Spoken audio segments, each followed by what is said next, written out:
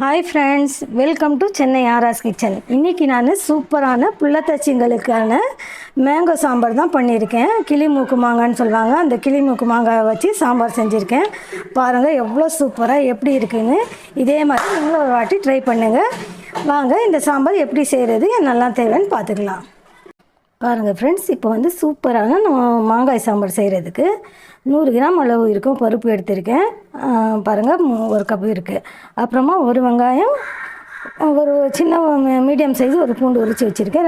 2 பச்சை மிளகாய். இந்த பருப்பை வாஷ் பண்ணிவிட்டு அதில் சேர்த்து தான் இது வேக வைக்க போகிறோம். அப்புறம் இந்த மாங்காய் இங்கே சென்னையில் இந்த மாங்காய் கிளி மூக்கு மாங்கான்னு சொல்லுவாங்க. எங்கள் ஊரில் நேட்டிவ்ல பெங்களூரா மாங்கான்னு சொல்லுவாங்க.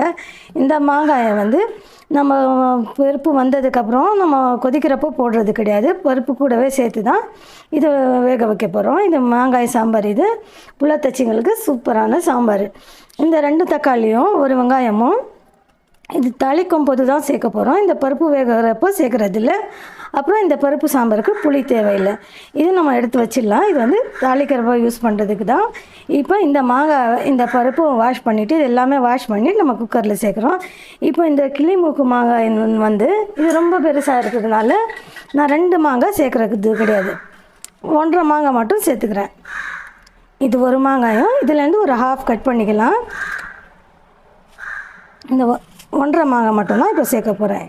இந்த அளவு, இந்த 100 கிராம் பருப்புக்கு இந்த 1.5 மாங்காய் போதும். இப்போ இந்த மாங்காயை இந்த மாதிரி சின்ன சின்னதாக பீஸாக நம்ம கட் பண்ணிக்கலாம். இதை மிக்சியில், இது குக்கரில் வேக வச்சு தான் நம்ம செய்ய போகிறோம். இந்த மாதிரி நீங்களும் ஒரு வாட்டி செஞ்சு பாருங்கள். புள்ளத்தச்சிங்களுக்கெல்லாம் சூப்பராக இருக்கும். இந்த குழம்பு வாய்க்கு ருசியாக இருக்கும்.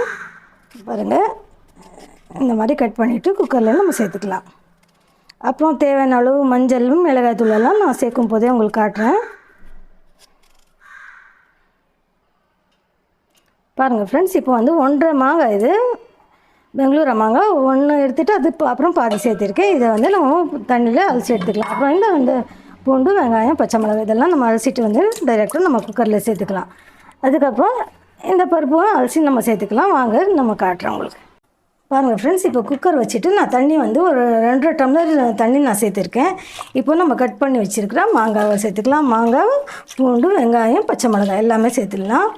அப்புறம் இதுலேயே நம்ம எடுத்து வச்சுருக்கிற பருப்பும் நல்லா வாஷ் பண்ணிவிட்டு 2 டைம்ஸ் வாஷ் பண்ணிவிட்டு இதில் சேர்த்துட்டு ஒரு 1/4 ஸ்பூன் அளவுக்கு நான் மஞ்சள் சேர்த்துட்டு நல்லா ஒரு 4 விசில் விட்டுடுறேன். நல்லா மசைஞ்சிடணும், நல்லா பருப்பும் வெந்துடணும், மாங்காவும் வெந்துடணும் நல்லா. அதுக்காக ஒரு 4 விசில் விட்டுட்டு நம்ம எடுத்துக்கிட்டால் சூப்பராக இருக்கும். நான் உங்களுக்கு விசில் வந்த உடனே ஓப்பன் பண்ணிட்டதுக்கப்புறம் காட்டுறேன் எப்படி இருக்குன்னு சொல்லிவிட்டு. பாருங்கள், இப்போ பருப்பு வாஷ் பண்ணிவிட்டு இந்த பருப்பும் இந்த குக்கர்லேயே நம்ம சேர்த்துக்கலாம். பருப்பு போட்டாச்சு. இப்போ 1/4 ஸ்பூன் அளவுக்கு நான் மஞ்சள் தூள் போடுறேன். மஞ்சள் தூள் கம்மியாகவே போட்டுக்கலாம். அப்புறமா பொங்கி வராமல் இருக்கிறதுக்காக ஒரு 2 ஸ்பூன் அளவுக்கு நான் ஆயிலெலாம் சேர்க்க போகிறேன். ஆயில் சேர்த்துட்டு இதை நல்லா மிக்ஸ் பண்ணி விட்டுட்டு நம்ம குக்கரை மூடிடலாம். 4 விசில் வரட்டும். 4 இல்லை 5 கூட வரட்டும், ஒன்றும் பிரச்சனை இல்லை. இப்போ நம்ம குக்கரை மூடிடலாம்.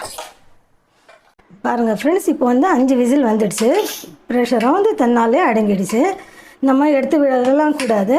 தன்னால் ப்ரெஷர் அடங்கினதுக்கப்புறம் தான் ஓப்பன் பண்ணோன்னா பாருங்கள் நல்லா மையாக வெந்துட்டு இருக்குது.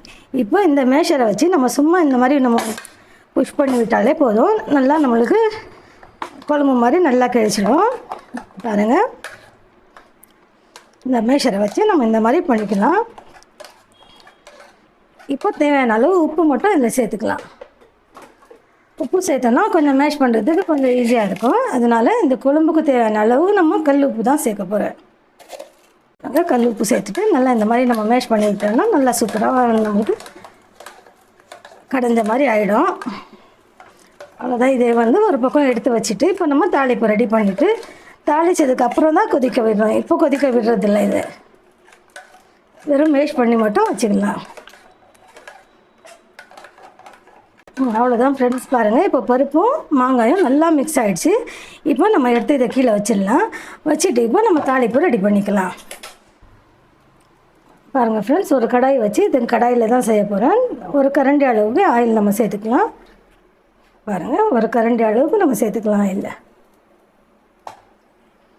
இது ஆயில் காஞ்ச உடனே ஃபஸ்ட்டு கடுகும் சீரகமும் இப்போ சேர்த்துக்கலாம். சும்மா கொஞ்சமாக வெந்தயம் போட்டிருக்கேன். அந்த வெந்தயம் போட்ட உடனே நம்ம கடுகும் சீரகமும் சேர்த்துக்கலாம். இந்த கடுகு சீரகம் வெந்தயம் கொஞ்சம் பொரியட்டும்.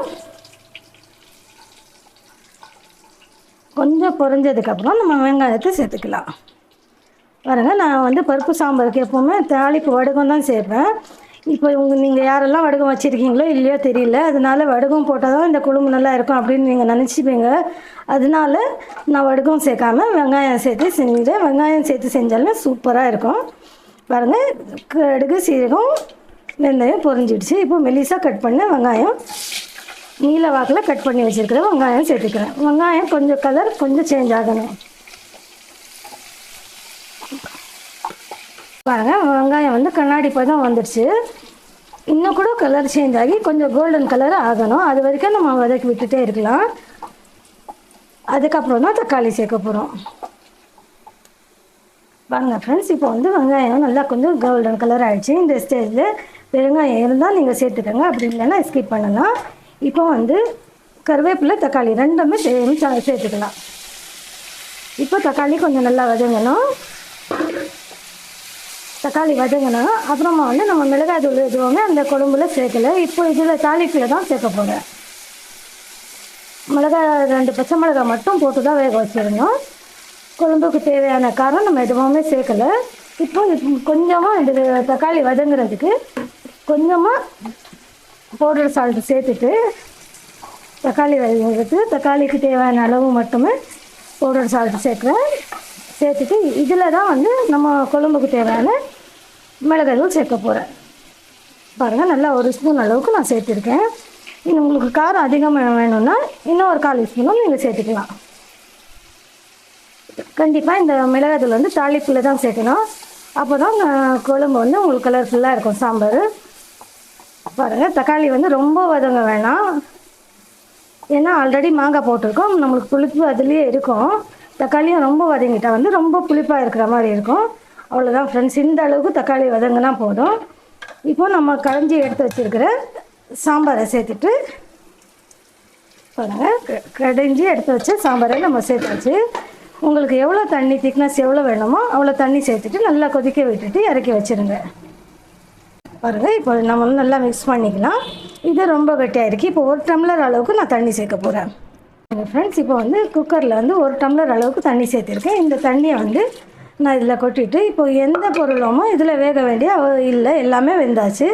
இப்போ வெறும் கொதிச்சா மட்டும் போதும். 2 கொதி வந்த உடனே நமக்கு ஒரு 2 நிமிஷம் சிம்மில் வச்சுட்டு எடுத்துட்டோம்னா சூப்பரான மாங்காய் சாம்பார் ரெடி ஆகிடுச்சு. உள்ள தச்சிங்களுக்கெல்லாம் சாப்பிட்டா ரைஸில் அவ்வளோ சூப்பராக இருக்கும். தோசைக்கும் சூப்பராக இருக்கும், சப்பாத்திக்கு இந்த மாதிரி சூப்பராக இருக்கும். நீங்களும் ஒரு வாட்டி இந்த மாதிரி ட்ரை பண்ணி பாருங்கள். பார்க்கும் போதே சாப்பிடும் போல் இருக்கா? நீங்களும் ஒரு வாட்டி ட்ரை பண்ணிவிட்டு சாப்பிட்டுட்டு கண்டிப்பாக எனக்கு கமெண்ட் பண்ணுங்கள். இப்போ நல்லா கொதிக்கட்டும். 2 கொதி வந்தால் போதும், நம்ம ஆஃப் பண்ணிடலாம் ஸ்டவ். 2 கொதி வந்தால் சிம்மில் வச்சிடலாம். சிம்மில் வச்சு ஒரு 2 மினிட் விட்டதுக்கப்புறம் ஆஃப் பண்ணோன்னா அது எண்ணெய் பிரிஞ்சு வந்து குழம்பு சூப்பராக இருக்கும். இப்போ மூடி வச்சிடலாம். கொதி வந்ததுக்கப்புறம் சிம்மில் வச்சுட்டு நான் எடுத்ததுக்கப்புறம் உங்களுக்கு காட்டுறேன். பாருங்கள் ஃப்ரெண்ட், நல்லா கொதிச்சுட்டு இருக்குது. மேலேருந்தால் உங்களுக்கு தெரியும். பாருங்கள், நல்லா கொதிச்சு சூப்பராக வாசனை மணமாக இருக்குது. பாருங்கள், நம்மளுக்கு வந்து திக்னஸ் வந்து கரெக்டாக இருக்குது. இந்த அளவுக்கு இருந்தால் போதும். பருப்பு சாம்பார் வந்து ரொம்ப கட்டியாக இருந்தால் நல்லா இருக்காது. இப்போ இந்த ஸ்டேஜில் நம்ம ஒரு 2 நிமிஷம் நம்ம சிம்மில் வச்சிடலாம். பாருங்கள், நல்லா கொதிச்சு வந்துடுச்சு. நல்லா வாசனையாக சூப்பராக இருக்குது மணமாக. இப்போ 2 நிமிஷம் வந்து நம்ம சிம்மில் வச்சுட்டு ஸ்டவ் ஆஃப் பண்ணிவிட்டு நம்ம சர்வ் பண்ணிக்கலாம். அவ்வளோதான். பாருங்கள் ஃப்ரெண்ட்ஸ், சூப்பராக நம்ம 2 நிமிஷம் தம் விட்டு எடுத்தாச்சு. இப்போ வந்து கொத்தமல்லி இருந்தால் கொஞ்சம் தூவி இருக்கலாம். இப்போ கொத்தமல்லி என்கிட்ட இல்லை, அதனால் கசூரி மேத்தி கொஞ்சம் சேர்க்குறேன். இது இல்லைனாலும் பரவாயில்ல, நோ இஷ்யூ. சும்மா கூட சூப்பராக தான் இருக்கும். அவ்வளோதான் ஃப்ரெண்ட்ஸ், என்னோடய ஸ்டைலில் சூப்பரான மேங்கோ சாம்பார் ரெடி ஆகிடுச்சு. பாருங்கள் எவ்வளோ சூப்பராக எப்படி இருக்குது. சாப்பிட்டாலே அவ்வளோ சூப்பராக இருக்கும். ஒயிட் ரைஸுக்கு எல்லாத்துக்குமே அவ்வளோ சூப்பராக இருக்கும். என்னோட இந்த வீடியோ உங்களுக்கு பிடிச்சிருந்தா என் வீடியோவை லைக் பண்ணுங்கள், ஷேர் பண்ணுங்கள், கமெண்ட் பண்ணுங்கள். ஃபஸ்ட் டைம் பார்க்குறீங்கன்னா சப்ஸ்கிரைப் பண்ணுங்கள். தேங்க்யூ.